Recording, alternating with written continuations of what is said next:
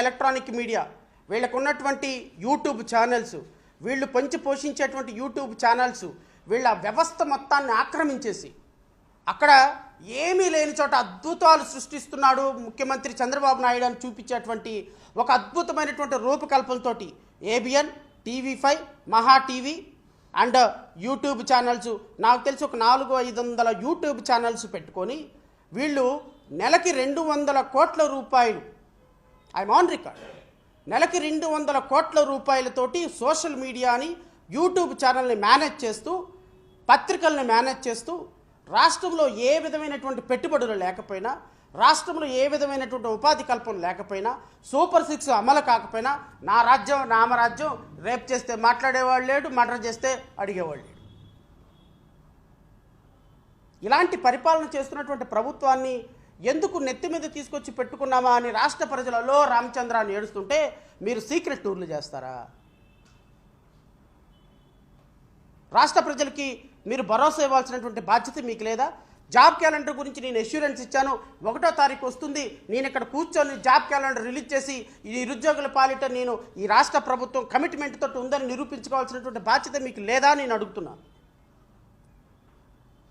రాష్ట్ర ఐటీ శాఖ మంత్రిగా, అనధికారిక ముఖ్యమంత్రిగా మీరు ఈ రాష్ట్ర ప్రజల పట్ల మీరు ఎంత కమిట్మెంట్తో ఉండాల్సినటువంటి బాధ్యత మీకు లేదా నేను అడుగుతున్నాను. నేను ఇంకొక వీడియో చూపించిన తర్వాత వీళ్ళు ఈ దుర్మార్గులు చేసినటువంటి దాని మీద నేను ఆధారాలతో సహా మీ ముందుకు వస్తాను.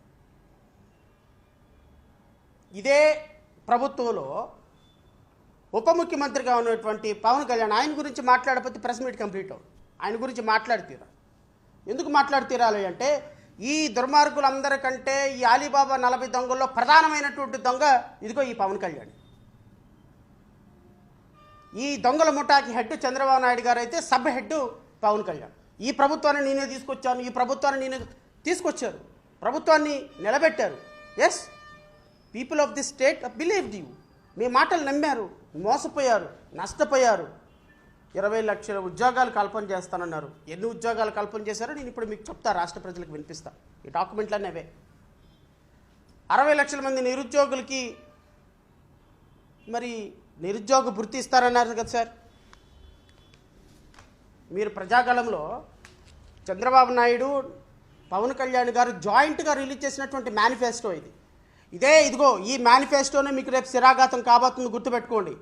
ఇదేదో పేపర్లో ఫోటోలు వేసేసుకొని సినిమా ఫ్లాప్ అయితే డిస్ట్రిబ్యూటర్ నష్టపోతాడు, సినిమా హిట్ అయితే నాకు రెమ్యునరేషన్ వస్తుంది, లేకపోతే పోతే నిర్మాత పోతాడు, నాకేంటి నేను హీరోగా నటించాను, నాకు ఇవ్వాల్సినటువంటి 50 కోట్లు 100 కోట్లు నాకు ఇచ్చేశారు, పోతే ఆళ్లే పోతారు అనుకోవడానికి ఇది సినిమా కాదు సార్ పవన్ కళ్యాణ్ గారు, ఇది రాజకీయం. ప్రతిదీ కూడా అక్కడ రికార్డ్ అయి ఉంటుంది. మీరు అనుకుంటారేమో నేను నటించేశాను ఒకసారి, అది పోతే డిస్ట్రిబ్యూటర్ పోతాడు, పోతే నిర్మాత పోతాడు, నాకేంటి, నా డబ్బులు నాకు వచ్చేసినాయి కదా, అది సినిమా చెల్లింది, మీ వ్యక్తిగతం. కానీ ఇది రాజకీయం, కుదరదు. అకౌంటబిలిటీ ఉంటుంది రాజకీయాల్లో, ట్రాన్స్పరెన్సీ ఉండాలి రాజకీయాల్లో. డ్రెస్ మార్చినంత ఈజీగా మాట మార్చడం కుదరదు. మీ మాట అక్కడ రికార్డ్ అయి ఉంటుంది. మీరు గౌరవ ముఖ్యమంత్రి చంద్రబాబు నాయుడు గారు ఇద్దరు కలిపి ఇచ్చినటువంటి మేనిఫెస్టో ఇక్కడ ఉంది. మేనిఫెస్టోలో మీరు ఇచ్చినటువంటి 143 హామీలు, 143 బాణాలే మిమ్మల్ని 5 సంవత్సరాలు వెంటాడతాయి. మీరు బాలి వెళ్ళినా వెంటాడితే, సింగపూర్ వెళ్ళినా వెంటాడితే, మాదాపూర్ వెళ్ళినా వెంటాడితే, చిత్తూరు వెళ్ళినా వెంటాడితే, లేకపోతే పంజాబ్ వెళ్ళినా వెంటాడితే, లేకపోతే విశాఖపట్నం వెళ్ళినా వెంటాడితే, మీరు ఎక్కడికి వెళ్ళినా ఈ బాణాలు మిమ్మల్ని వెంటాడుతూనే ఉంటాయి సార్. మీరు ఏ రాష్ట్రం ఎక్కడికి వెళ్ళినా ఈ ఈ 3 మిమ్మల్ని వెంటాడుతూనే ఉంటాయి. దీంట్లో మీరు ఇచ్చినటువంటి ఒక హామీ, మొట్టమొదటి హామీ సూపర్ 6 హామీ, యువతకి 20 లక్షల ఉద్యోగాలు, నెలకి 3,000 రూపాయలు నిరుద్యోగ భృతి. ఏమైందని అడుగుతున్నాను నేను. నిరుద్యోగ భృతి చెప్పండి. చెప్పకపోతే మీ ముగ్గురిని చంద్రబాబు నాయుడిని, పవన్ కళ్యాణ్ని, నారా లోకేష్ని రోడ్డు మీదకి లాగి చెప్పు దెబ్బలతో కొట్టాల్సి వస్తుంది.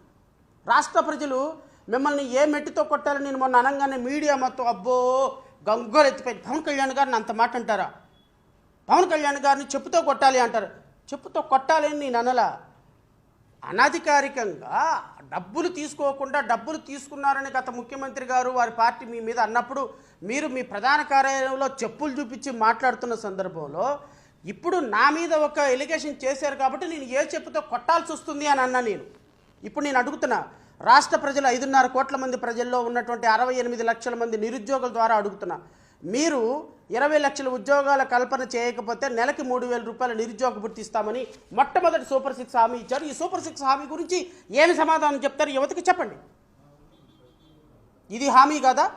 ఇది మీ ఇద్దరు మేనిఫెస్టోలో పట్టుకొని ఇచ్చినటువంటి హామీ కాదా? ఈ హామీలో మొట్టమొదటి సూపర్ 6 హామీలో ఈ ఇచ్చినటువంటి హామీ తొంగలో తొక్కలేదా? మీరు 20 లక్షల ఉద్యోగాలు కల్పన పోలేదా? నెలకు 3,000 రూపాయల నిరుద్యోగ భృతి 19 నెలలు అవుతుంది, 20 నెలలు అవుతుంది రమారమి. ఈ 20 నెలల్లో 68 లక్షల మందికి నెలకు 3,000 రూపాయలు చొప్పున ఇవ్వాల్సిన నిరుద్యోగ భృతి ఏది అని రాష్ట్ర ప్రజలు, రాష్ట్రంలో యువత నిరుద్యోగం అడగాల్సిన పని లేదా?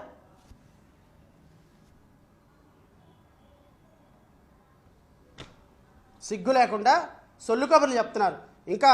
ఇంకా అంట సూపర్ 6 అద్భుతంగా అమలైందంట. ఊరువాడల వారవాడల ఈ రాష్ట్ర ముఖ్యమంత్రి గారు ఈయన P4 అనే ఒక కార్యక్రమం పెట్టి, ఈయన పీకిందేం లేదు, ఈయన పేరు పీకే అంట, ఈయన పీకిందేం లేదు. ఇక్కడ ఈ P4 అనే ఒక కార్యక్రమం పెట్టి వాడవాడల వీధుల అంట